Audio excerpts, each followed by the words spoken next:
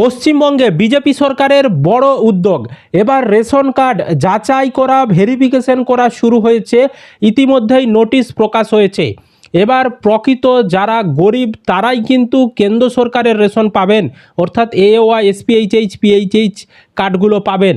এবং যারা আর্থিকভাবে সচ্ছল তারা আরকেএসওয়াই 1 বা আরকেএসওয়াই 2 রেশন কার্ড পাবেন। বর্তমানে গরিবরা কিন্তু আরকেএসওয়াই 1, আরকেএসওয়াই 2 কার্ড পেয়ে বসে আছে, আর যারা ধনী ব্যক্তি তারা এওয়াই, এসপিএইচএইচ, পিএইচএইচ কার্ড নিয়ে বসে আছে।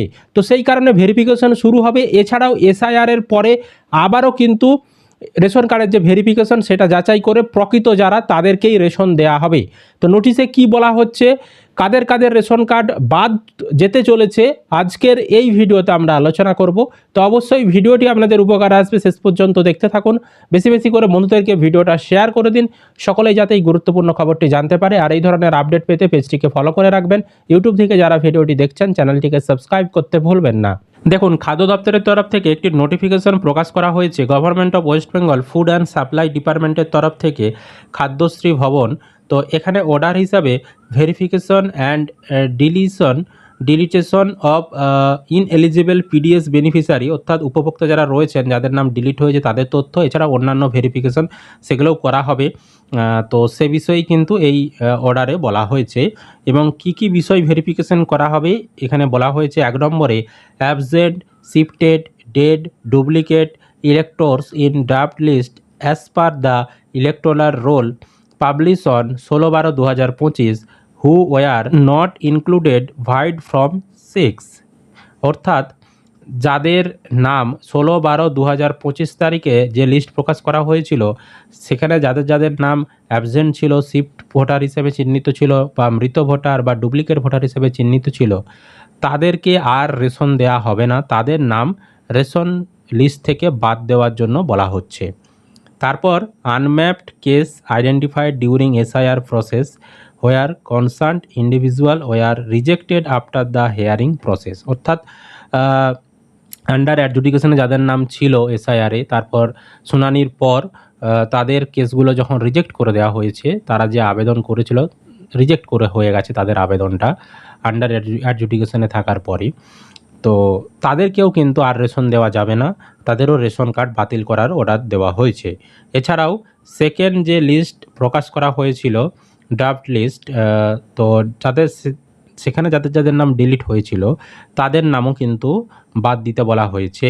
তারপর আফটার অ্যাডজুডিকেশনের পর যাদের ডিলিট হয়েছিল তাদের নামও কিন্তু বাতিল করতে বলা হয়েছে। তারপর বলা হয়েছে যে যখন ভোটের আগে ভোটার ইনফরমেশন স্লিপ বাড়িতে বাড়িতে দেওয়া হচ্ছিল, সেই সময় যাদের যাদের নাম পাওয়া যায়নি, যাদের অ্যাবসেন্ট হিসেবে পাওয়া গেছে, মানে অ্যাবসেন্ট, শিফট, ডেট, ডুপ্লিকেট হিসেবে পাওয়া গেছে, তাদের নামও কিন্তু বাতিল করতে বলা হয়েছে। সুতরাং মেন জিনিস যেটা, যাদের নাম এসআইআরে বাদ গেছে তাদেরকে আর ভোটার লিস্টে, মানে তাদেরকে আর রেশন লিস্টে রাখা যাবে না, তাদের নাম কাটতে হবে, তাদেরকে আর রেশন দেওয়া চলবে না।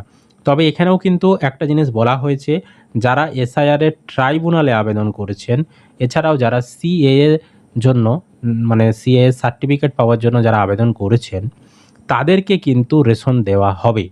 ঠিক আছে, তাদের নাম এখনই কিন্তু কাটা হচ্ছে না।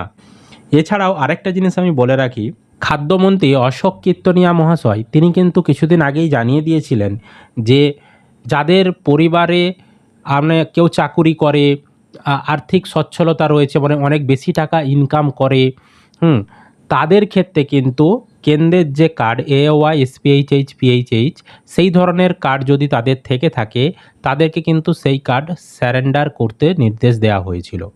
মানে যারা গরিব তাদেরকেই একমাত্র এওয়াই, এসপিএইচএইচ, পিএইচএইচ কার্ড দেওয়া হবে।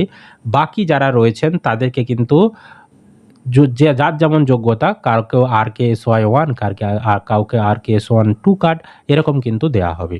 ঠিক আছে, তো ওই ধরনেরও কিন্তু ভেরিফিকেশান অটোমেটিক, আমাদের যে প্যান কার্ডের তথ্য, আধার কার্ডের তথ্য বা ইনকাম ট্যাক্সের তথ্য, সমস্ত কিছু তথ্য দেখে ভেরিফিকেশন করে অটোমেটিক কিন্তু সেগুলো যাচাই করা হচ্ছে।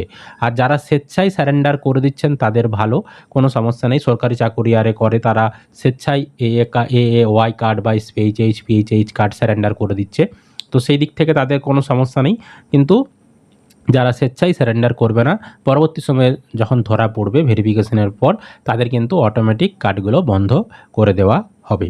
বোঝাতে পেরেছি আপনাদেরকে। তো সরকারের এই পদক্ষেপ আপনাদের কেমন লাগলো অবশ্যই কিন্তু কমেন্ট করে জানাবেন। আর এই ধরনের তথ্য আপডেটগুলো সবার আগে পেতে চ্যানেলটিকে সাবস্ক্রাইব করে রাখবেন। ফেসবুক থেকে যারা ভিডিওটি দেখছেন পেজটিকে ফলো করে রাখতে ভুলবেন না।